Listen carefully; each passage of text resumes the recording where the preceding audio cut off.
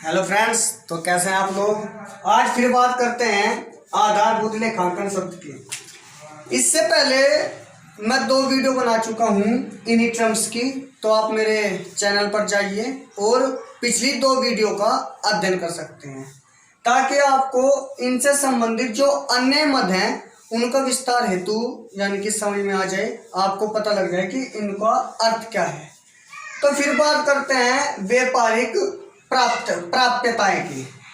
इसमें क्या होता है कि जब हम किसी को उधार माल बेचते हैं, ये बेचने से संबंधित है यानी कि विक्रय से संबंधित है। जब हम किसी को उधार माल बेचते हैं तो उनसे पैसा किस प्रकार प्राप्त होगा, आज वो देखेंगे। मान लीजिए हमने सोनू को उधार माल बेचा,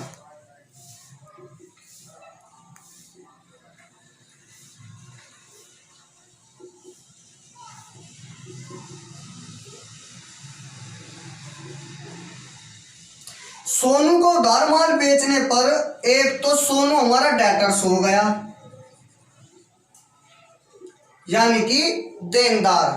देखिए देनदार क्या होता है कि जब हमने सोनू को उधार माल बेचा तो सोनू हमें पैसे देगा, यानी कि हम उसके लेनदार हैं, वो हमारा देनदार है। तो इनको हिंदी में कहते हैं देनदार, ठीक है। या फिर सोनू क्या करेगा, हमको एक पत्र दे देगा लिखकर, यानी कि प्राप्य विपत्र।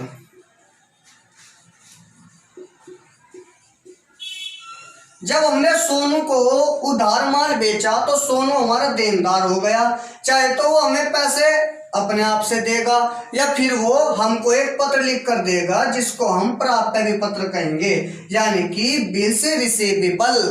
जो एक निश्चित समय पर क्या करता है कि हमारा पैसा हम तक का प्राप्त करवाने में मदद करता है और इस बिल को हम बैंक से भुना सकते हैं, ठीक है। वो कौन देगा, वो देगा सोनू, यानी कि सोनू हमारा देनदार है। यानी कि व्यापारिक प्राप्यताएं से आज से यह है कि जो भी विक्रय से संबंधित है, उधार विक्रय से संबंधित है, ठीक है।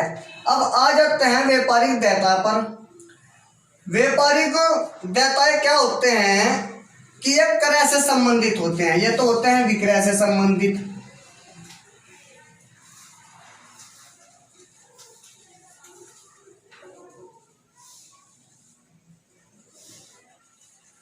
और ये होते हैं क्रय से संबंधित।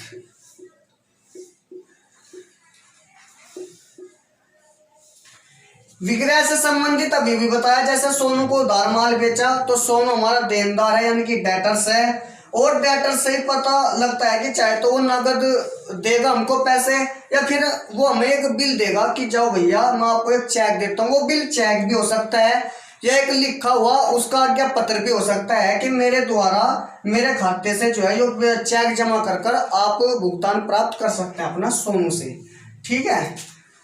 तो व्यापारिक देयताएं क्या होते हैं कि ये क्रय से संबंधित होते हैं। मान लीजिए हमने किसी से उधार माल खरीदा, अब बेचने की बात नहीं है, अब क्रय की बात है कि परचेज किया।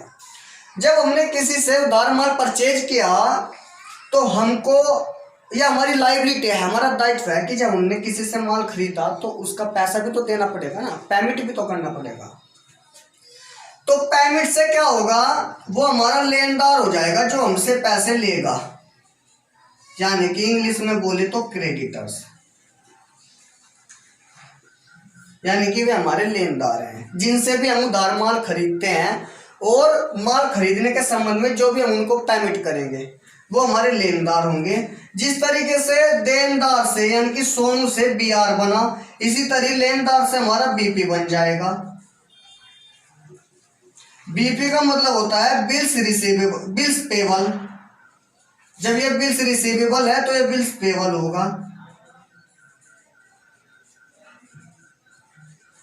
जिस तरीके से सोनू ने हमको बीआर दिया यानी कि प्राप्य विपत्र दिया, कोई भी चेक दिया उसको बिल्स ही कहेंगे, इसी तरीके से हमको भी बिल्स पे करना पड़ेगा तो उसको कहेंगे बिल्स पेबल। जब हम किसी को चेक से भुगतान करेंगे या चेक पर कोई निश्चित डेट डाल देंगे, भाई इतने समय के बाद इतनी तारीख में आपका भुगतान हो जाएगा, तो उसको कहेंगे बीपी। फिर बात करते हैं लागत की। देखिए लागत अपने आप में एक बहुत ही महत्वपूर्ण विषय है। जब हम कोई भी सेवा किसी से प्राप्त करते हैं और उस सेवा के बदले, सेवा में चाहे मशीनरी खरीदी हो, किसी को किसी से माल खरीदना हो, तो उन सेवाओं के बदले में जो भी हम साधन दूसरे को पे करते हैं, सीधी सी बात है पैसा ही पे करेंगे, उसी को कहेंगे लागत। जैसे हमने क्या करा, किसी से मशीन खरीदी 50 लाख रुपए की, और भैया 50 लाख रुपए की मशीन खरीदी, उसको लाने में ले जाने में या संबंधित जब भी कोई खर्चा हुआ हो, मान लीजिए खर्चे हो गए 10,000 रुपए के, तो मशीन बैठ गई 50 लाख 10,000 रुपए की, यानी कि यह इसकी लागत है। ठीक है, देखिए प्रत्येक व्यवसाय क्या करता है कि कम से कम उत्पादन पर, कम से कम लागत पर अधिकतम उत्पादन हो। ठीक है, जैसे मान लीजिए हमने कोई साइकिल खरीदी पुरानी ओल्ड, और उसकी रिपेयर में 200 रुपये खर्चा हो गया, तो जो भी हमने उसको पे करा जिससे साइकिल खरीदी प्लस 200 रुपये, मान लीजिए 1,000 रुपये में साइकिल खरीदी थी और 200 रुपये उसकी रिपेयर के, तो मशीन की जो लागत हो गई वो हो गई 1,200 रुपये। ठीक है, इसको कहेंगे लागत। कटौती, कटौती यानी कि डिस्काउंट। डिस्काउंट क्या होता है कि चाहे तो हम डिस्काउंट लेंगे या फिर डिस्काउंट देंगे। जैसे हमने सोनू को माल बेचा था उधार, तो मान लीजिए सोनू को पेमेंट करना था 20,000 रुपये का, लेकिन सोनू ने पेमेंट करा 19,000 रुपये का, तो 1,000 रुपये यहाँ पर कटौती के हो गए, यानी कि कटौती हमको देनी पड़ गई और उनको मिल गई। जब उनको कटौती मिल गई तो उनके लिए इनकम है और हमको देनी पड़ गई, हमारे लिए खर्चा है। कटौती में फिर ये 2 प्रकार की कटौती होती हैं। एक तो होते हैं व्यापारिक, व्यापारिक के बाद एक होती है नगद कटौती। व्यापारिक में क्या होगा कि चाहे माल उधार बेचो या फिर नगद बेचो, व्यापारिक कटौती तो सभी को मिलेगी।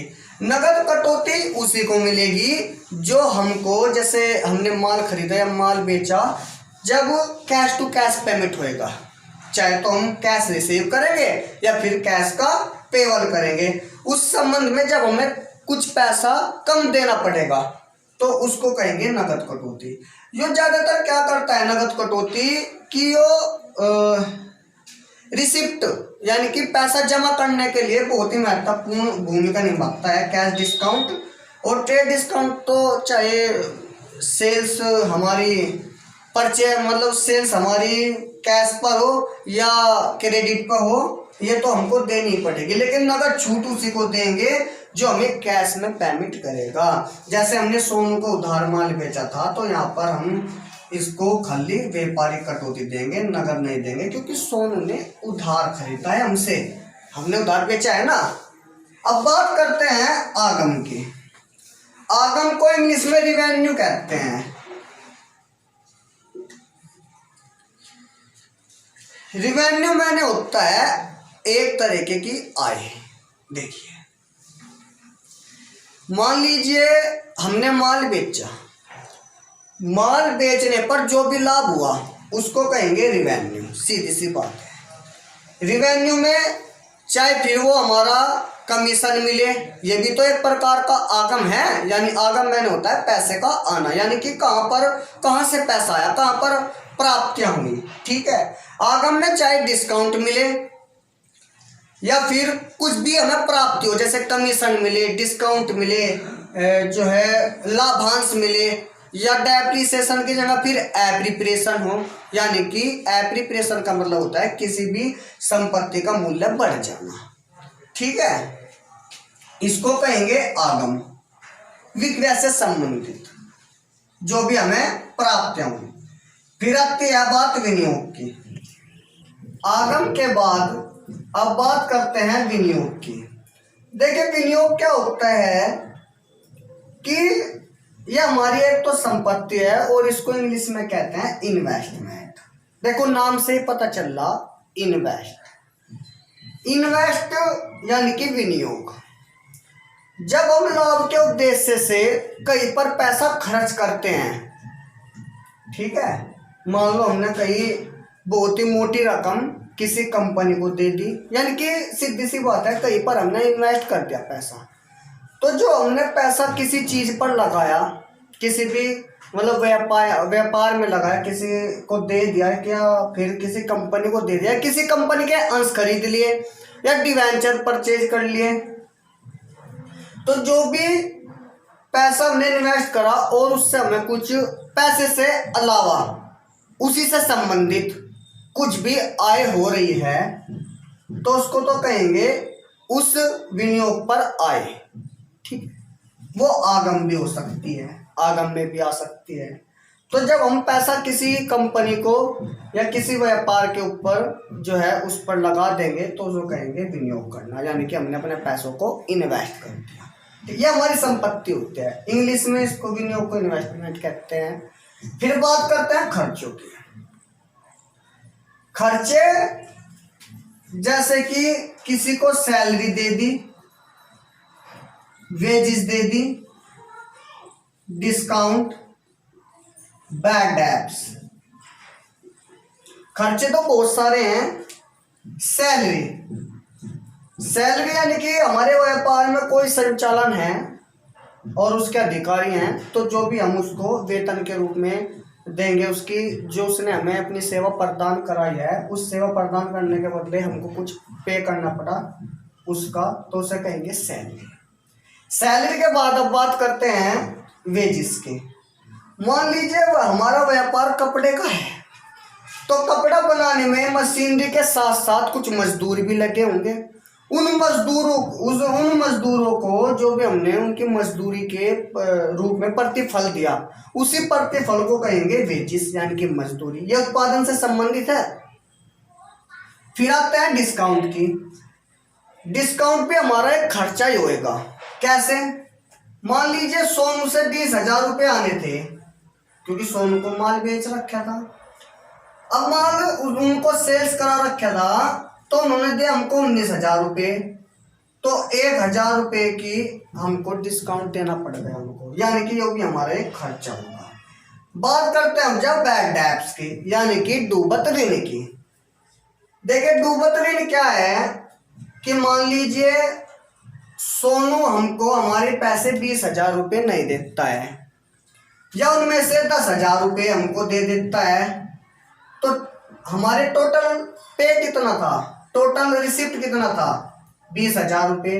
उन्होंने पेबल कितना करा, ओनली 10,000 रुपये, तो फिर भी 10,000 रुपये का तो बैलेंस रह गया ना, तो इसको मान लेंगे बैड डेब्ट्स, यानी कि सोनू ने अपने हाथ खड़े कर दिए कि भैया हमारे जो पास है वो पैसा और नहीं है, जितना था वो हमने आपको दे दिया। तो जितना पैसा हमारा डूब चुका, सोनू से जितना पेमेंट नहीं आया, उसको कहेंगे बैड डेब्ट्स, ठीक है। अब बात करते हैं आय की। आय यानी कि इनकम। जिस तरीके से व्यापार में खर्चे होते हैं, उसी तरीके से व्यापार में आय होती है। अभी अभी हमने व्यापार में जो है इन्वेस्टमेंट किया। मान लीजिए हमने कोई कंपनी है, उसमें 1,00,000 रुपए का इन्वेस्ट कर दिया। अब 1,00,000 रुपए का इन्वेस्ट कर दिया, यानी कि पैसा भी उनके किसी के भी व्यापार के अंदर लगा दिया, तो उस 1,00,000 रुपए पर जो भी हमको ब्याज मिला, उसको कहेंगे विनियोग से आय, यानी कि हो गई ना आय। या कहीं से लाभांश मिला।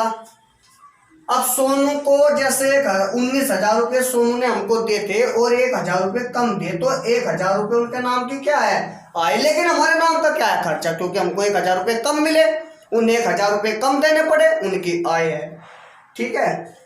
आप इन सभी का अध्ययन बहुत अच्छी प्रकार से करें, क्योंकि अकाउंट के अंदर प्रत्येक मद का पता होना कि वह खातों पर किस प्रकार का प्रभाव डालेगी और इनका अर्थ क्या है, यह पता होना बहुत ही जरूरी है। तो आप मेरी पिछली 2 वीडियो में जाकर इन सभी मदों का अध्ययन कर सकते हैं, ताकि इनका अर्थ अच्छी तरीके से आपको पता लग सके। और साथ ही वीडियो के आपको मेरा चैनल सब्सक्राइब करना है, ताकि आने वाली नई वीडियोस सबसे पहले आपको मिले। वीडियो को लाइक और शेयर जरूर करें। और आज के लिए इतना ही, मिलते हैं नेक्स्ट वीडियो में।